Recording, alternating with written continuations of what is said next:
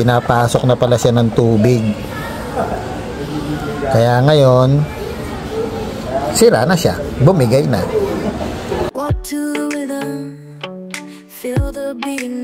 God is good all the time. Last Friday, nag-ride kami sa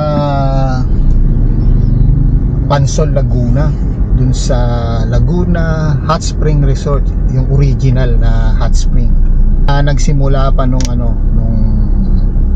1940s. Tatlo kami ni Papi Dags at saka ni Papi Mark ang nag-ride nung Friday night. So hindi naman kami masyado nagtagal doon sa resort. Umuwi rin kami ng mga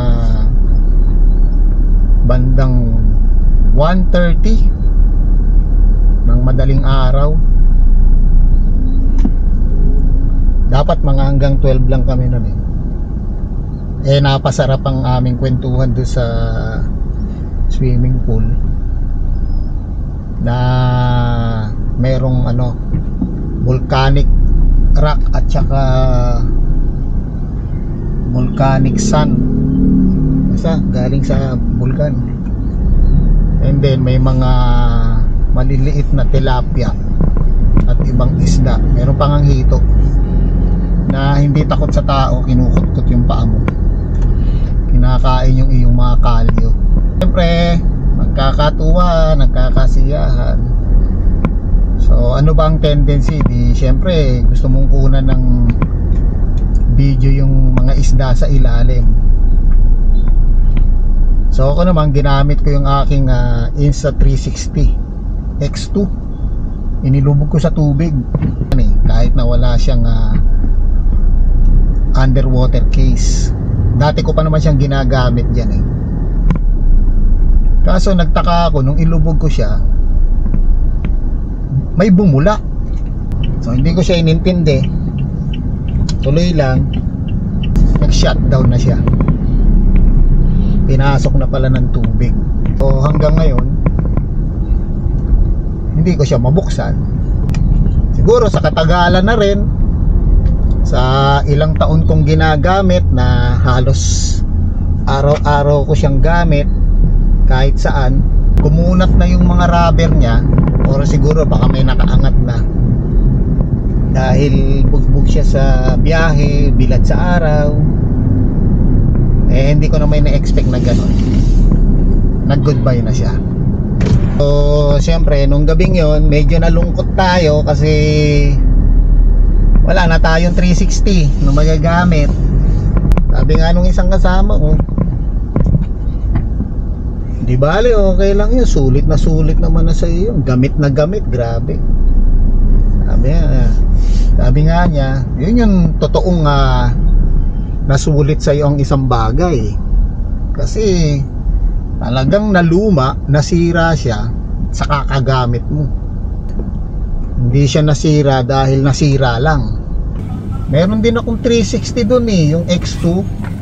Halos sabay tayong bumili nun nauna ka lang ata ng konti. Sabi niya, kung gusto mo kunin mo na lang yung Insta360 ko. Sabi ko, talaga bakit? Di mo na ba nagagamit? Hindi na di tinanong ko, sige di kunin ko. Magkano ba? Alam niyo ba sinagot? Sabi sa akin hindi, sige, kunin mo na lang, sayo na lang,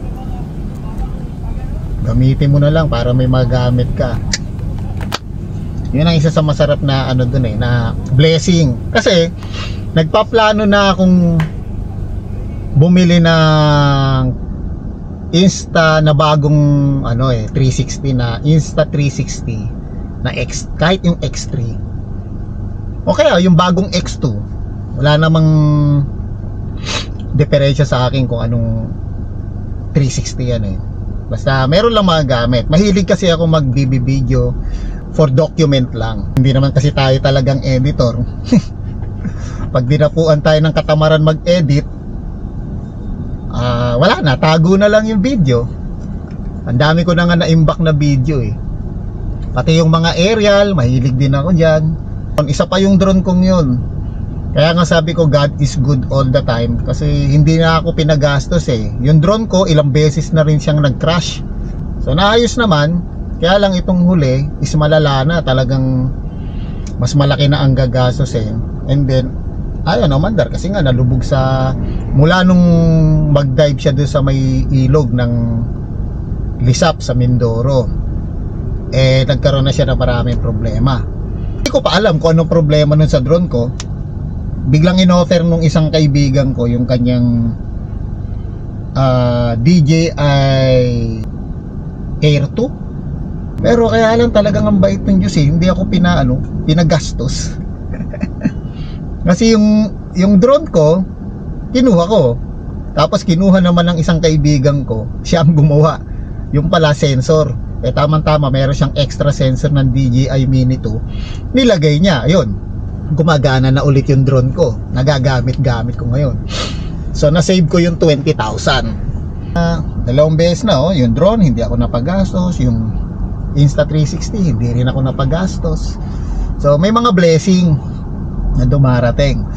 Yun lang naman ang aking kwento for today. Kahapon ko nga pala natanggap tong Insta360 na to. So well, thank you. God is good all the time.